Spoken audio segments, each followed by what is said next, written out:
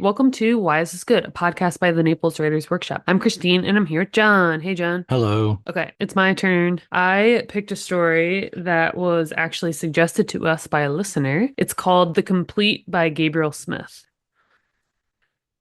I give up on a novel about a girl who involuntarily throws up everything she eats. In the sick, every time is a beautiful vomit-slicked pearl, as if she's part oyster. I give up on a novel about a girl who visits an old writer by the sea. He was in love with her dead mother, but it was unrequited. When the old man dies, he leaves the girl his slowly eroding house. It is full of half-finished stories. I give up on a novel about the death of a charismatic publisher. A cohort of his students who have not seen each other in years attend his funeral, stay in his home after. Together they remember their teacher, remember how to write. The reader pieces together the students' stories into some greater, more meaningful narrative. I give up on a novel about the town I grew up in, the lives of the people there, but with an algorithm as a narrator rather than a human. All of these have the same title, The Complete. So the cover says, The Complete Gabriel Smith, a little joke. But in hindsight, a funnier title would have been The Incomplete.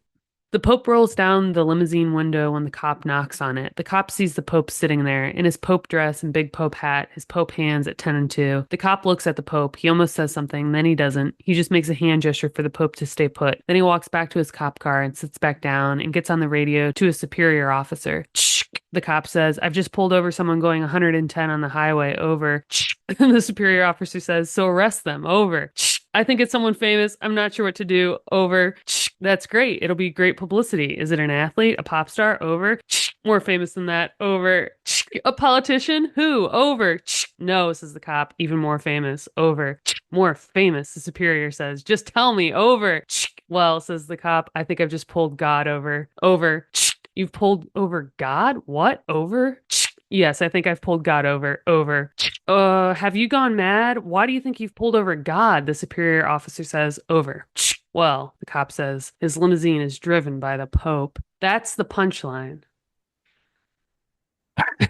I thought that was a funny joke. Yeah, so the story's told in all these different sections like that. I think you could kind of break them up and maybe read all the sections about the Pope joke all together because he reveals it in different sections throughout. And then there's a couple sections like the one I read before that where he's talking about different works that he's thought about and put down. And then there's other sections in here where he's talking about his best friend or talking about another writer friend. And it all kind of seems to be taking place in 2020 in the real world, sort of. Yeah, with the kind of vague motions towards this was a flashback, this is the future, this is a potential future, this is like an invented story future, this is a novel I was working on future. Right. It's hard to know. Yeah. It's all over the place that way. I think by the end, I kind of get the feeling that the sections that were maybe closest to what he was trying to say were the sections like the first one I read, where he's talking about writing and he's talking about how he hasn't finished any of this stuff and how he kind of keeps coming up with these bizarre plots, but it's all to say the same thing, which he has yet like failed to fully capture. But he knows what he wants to say as a writer, it sounds like. It also refers to the title of those stories to be what the title of the short story is with his own real name. So you're like, okay, this narrator actually him. Yeah, so that kind of like meta fiction where you're talking about writing. And maybe it's only really exciting for people that also write.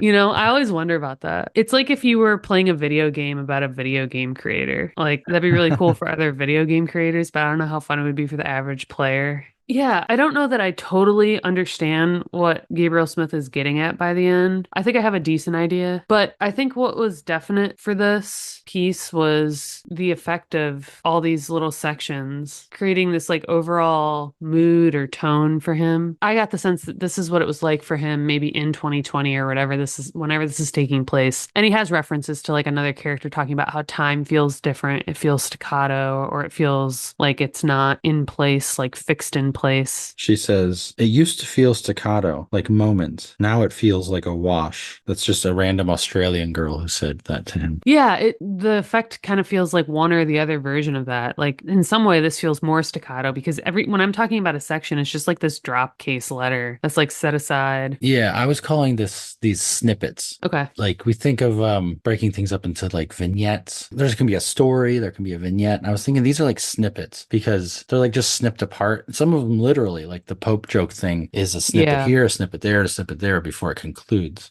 with other things interlarded, if you will. Each moment or each thing, whatever we're going to Like want to call them. thread or something. Oh, Yeah, snippet. Sure. each thing is like a snippet standing on its own on the page, but is connected in various ways. Like I feel like he's making threads because he's establishing characters. There's a narrator, obviously. There's other characters that reoccur. There's Harry, Millie, the ash tree reoccurs in different Yeah, yeah, yeah. moments, right? So there's those little things that like kind of bridge connections amongst these snippets, which start creating, like I said, threads. And then the threads kind of weave together. They touch here and there. Like some of them are literally like continuations, like the Pope joke. Yeah. Or the weird narrative, the person who crashes into the tree and loses their best friend and lives his whole life and then wakes up from the coma, realizing that their friend didn't die, but they've lost the family they thought they had. Right. Those are reoccurring threads within the snippets. Anyway, it's all bundled together to create this overall thing, whatever the overall thing is. It's an interesting thing to kind of to rip apart to try to figure out how it's structured as far as like those how those connections are made, with reoccurring names and reoccurring objects. Right. Even the woman with the blue eyes, like you just recognize her because she has the blue eyes at the end, even though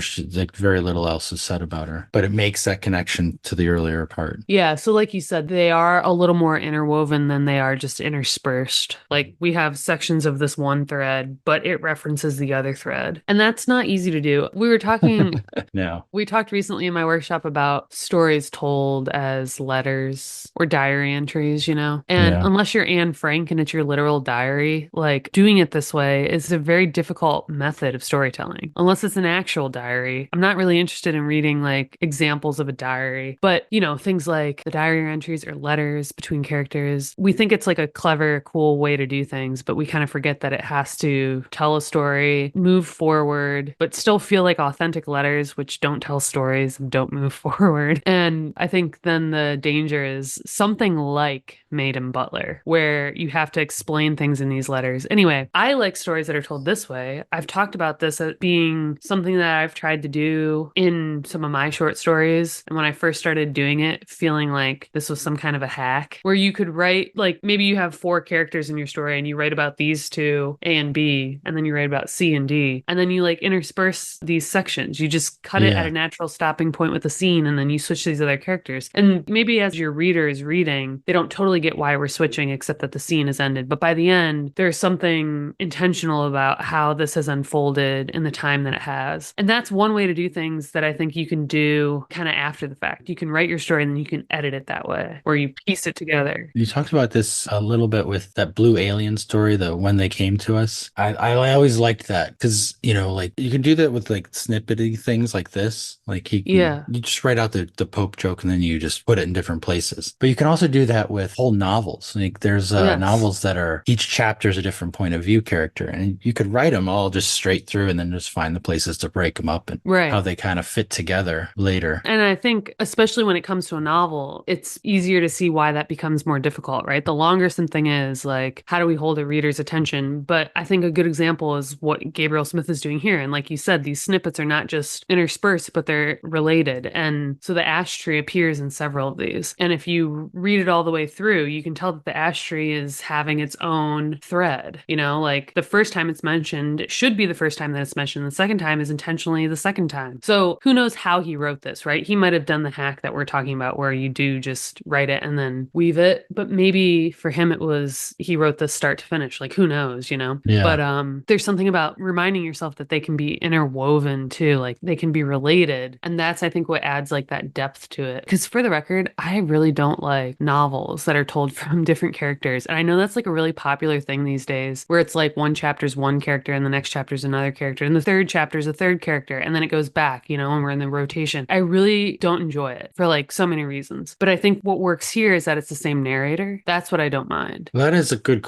There's something I want to come back to that, but I understand what you mean. I think why it works is because this is mimicking a type of conundrum he's facing as a writer. I want to tell you this thing about the Pope joke. It seems important important to my message, but I don't know when or how to tell you. And it's not as if it's stream of consciousness. It's just that he's struggling to put all these things together to say what he knows he wants to say. He just doesn't know Yeah. how to say it yet. So it appears disjointed, but in a lot of ways it's the best way he can tell it. It's the most intentional way he can do it. And so I don't mind that he's sort of jumping from point A to point B back to point A. It seems like this is the structure he's arrived on. Yeah. I mean, and the disjointedness is kind of characters within this say that life became this way during Yeah. this time, right? Mm-hmm. So Yeah, it's kind of a yeah. reflection of the way he was experiencing these things too, Right. And possibly. the second time I read the story, I knew that that was the structure. And so I was better able to like read this and kind of sit back and realize that this is all going to come together. The first time I read it, it was that feeling of, that disjointed feeling was like most prominent because I didn't know when Yeah. and if he was going to revisit some of these threads. I didn't know if that was the end of the Pope joke. And I didn't know why that mattered until I read the section again, like 3 or 4 pages later. I think this is a story that's good to read a second time for that reason because the first time you might be like struggling to like get your feet under you, and the second time you can better appreciate how it's all linked. But I do think what I like about it is that it is the same narrator and that it is first person, that it is sort of meta. I think those three Yeah. things really make this structure the right choice, but make it work. I don't think in everything it's going to be the right choice. But Oh, anyway, no. you wanted Yeah. to say something about. Well, the narrator thing, like what you just said, is I struggle with whether it is the same narrator throughout, because if it is, it's different aspects of the narrator. Like there's Yeah. the fictive narrator that is like a character within one of the novels or something, and there's also the character that is the author narrator, if you will, like the person who is writing this thing, not the other things, right? So there's the I who creates the other I to be a character within a story, and then there's Right. the author who's creating that first I, and they are represented in three different modes, if you will, where sometimes you feel like, okay, this is the character in a novel that the writer character is writing, and sometimes we feel like this is the writer character, and sometimes we feel like this is the author, right? Yeah. But they're all I, and Right. in a certain respect they're all the same person, but Hmm. in another way they can be separated. So that's Right. I guess that's the main point I was thinking of. Yeah, well, I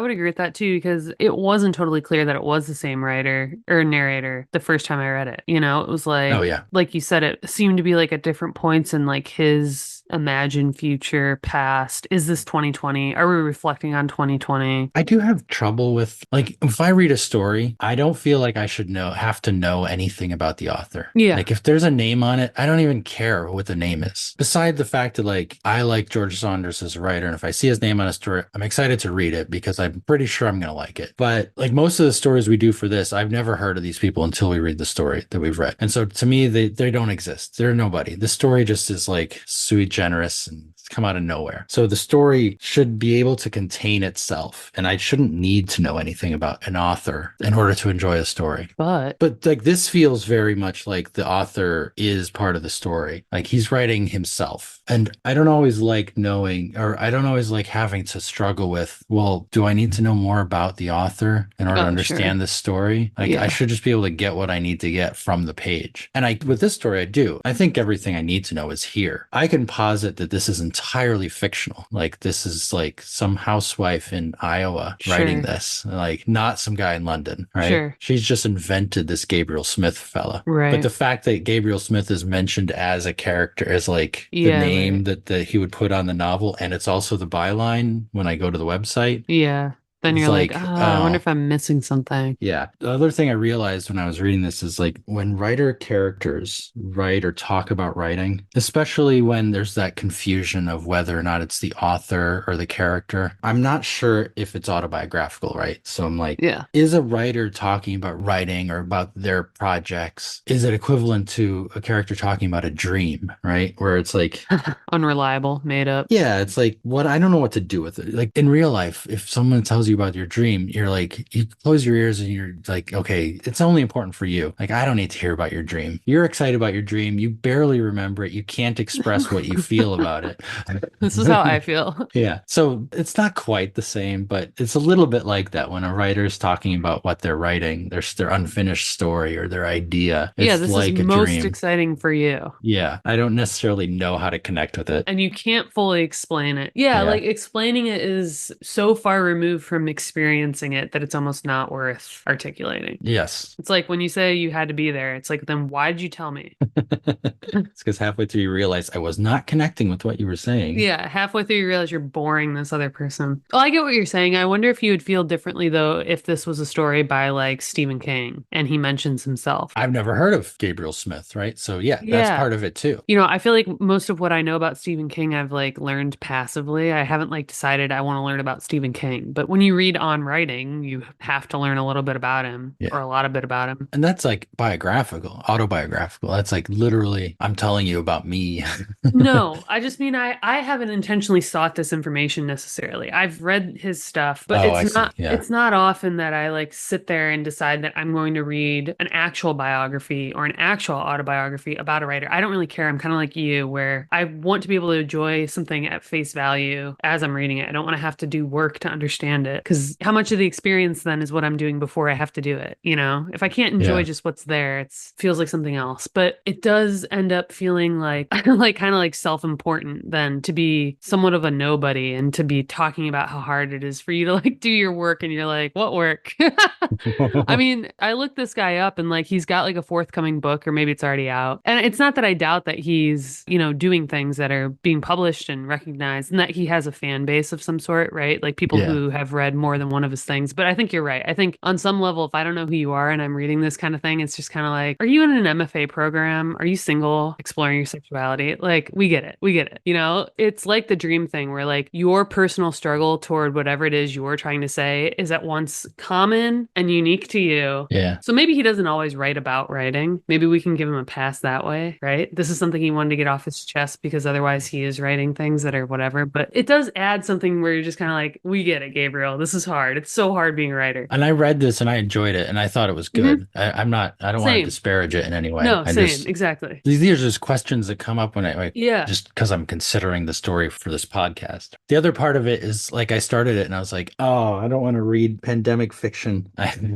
Like the first paragraph, I was like, ah, great, a pandemic story. Yeah, I shared something in our newsletter recently, and I think I forget who, but an outlet did a roundup of pandemic fiction that had been published or whatever it was. And yeah, my immediate thought was, I'm not interested in any of this. I don't want to click and read any of this. Because there are Yeah. two types of people during the pandemic people that were going to write during the pandemic as a way to take advantage of time and space, whatever. And then there were people that decided to write about the pandemic. And then there were some people that did both. And the people that wrote about the pandemic or did both, it was just like, there can only be one of us. There can only be one defining, book about this time. And I think most of us would argue that like living it was enough and we don't really care to read it. Well, that's one of the problems with fiction is like fiction itself is always contingent and idiosyncratic. If it's about a character, a well-realized character, it can only be about that character. And yet when we read fiction, we often make the assumption that it's speaking to some universal human truth, right? Yeah. Because it often is. It's like saying, this is what people are like. Look at this person do these things. Yeah. And for the pandemic, everyone went through that pandemic. Everyone has the experience of it. So if I read somebody else's experience of it, I'm like, that's not Yeah. what it was. Yeah, exactly. So I can't connect with it. You think your experience of the pandemic was so important that you're going to put it in a story? It Yeah. wasn't that important because everyone did it. All right. Yeah. It's almost like you kind of miss the boat if it's going to be like some kind of a first person experience where you would have had to have had a really unique one and then a magazine would have published it like a month after it happened in 2020. You know what I mean? Yeah. Like, Yeah. I got stuck in France during the pandemic. Oops. Or like whatever it was. Otherwise, it was like, we all get it.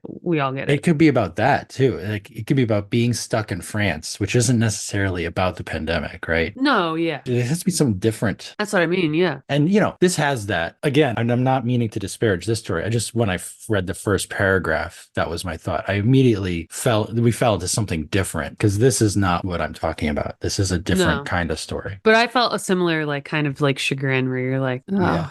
is this going to be about that? Yeah. I liked it by the end. I think, like I said early on, that I think I understood by the end what it was he was like sort of trying to communicate overall. But mostly I just really enjoyed the structure. And I think the structure itself like lends to this tone. And I think no matter what you're writing about, you can probably use a structure like this and it'll be slightly different. It's not that the structure itself like creates the same tone every time, but there's something about like telling the stories separately and like forcing the reader to jump from here to there every once in a while. And I would argue, like I said, keeping the same narrator throughout. Even something about first person to me feels really strong for this type of thing because it's a type of stream of consciousness, but it's a little more intentional. The first person aspect of this is really interesting because, like, I already talked about having the three different eyes. Yeah. And the third of those, which is like the character within the story that the other character is writing, there could be different versions of that eye as well. Yeah. But it's like a measure of depth, like which version of I is like how far into the fiction we're going. But the first paragraph is we. It's like talking like a cultural moment, which is like what we both reacted to. It's like, it's pandemic stuff. And the second snippet is third person. It's a joke. It's a Jew dies, he ascends to heaven. And this is all third person. There's no I in any of that. It's not till the third snippet we get to an I. I know.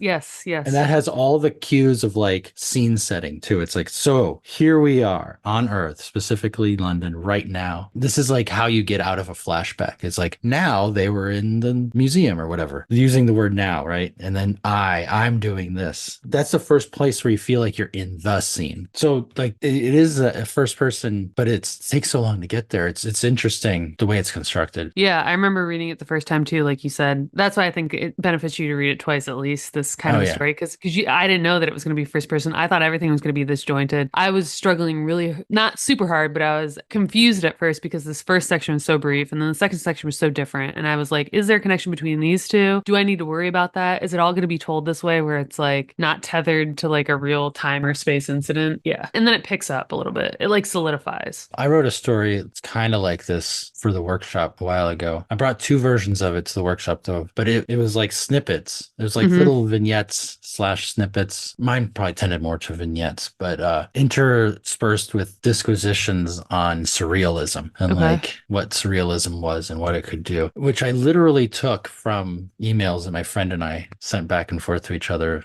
like 25 years ago and put this together. And like a lot of the little vignettes were also things that I had written and other random ideas from that same time period. And I just kind of put it together as like this surrealist thing, which in my mind had threads in the same way this thing does. I've been thinking about it lately because I wanted to change like 4 lines in it to try to give a better sense of what I feel like the story is. Like, I feel like it needs to be signposted in certain ways. And I think like a lot of what Smith does in this story is signpost certain things, like having the character talk about how time feels different. Right. And the little things about the advice about writing fiction and how you want to do a series of moments, but then this thing kind of breaks it apart. That signpost's kind of telling the reader how to take this in a little bit. And so I feel like I want to put that stuff into that piece I was just talking about, the surrealist piece. Yeah, I think it can work in a lot of ways. I think sometimes, like, depending on how deliberate those signposts are, that's what makes it meta, right? Yeah. Pay attention to what I'm about to say, like, listen up, cue up. Yeah. That is my takeaway, by the way. Okay. Yeah, how it is you would, like, alert the reader sort of intentionally so they can piece it together the right way. Yeah, I guess so. I guess that's it. Like, I didn't pre-plan the word signpost, but I think that's probably my takeaway is just the signposting, like telling the reader, like giving us clues along the way of how to take this in. Yeah. Even the depth thing, like I'm a writer and then I was writing a story about this. And like even the part where they kind of made the joke about Brokeback Mountain in Vietnam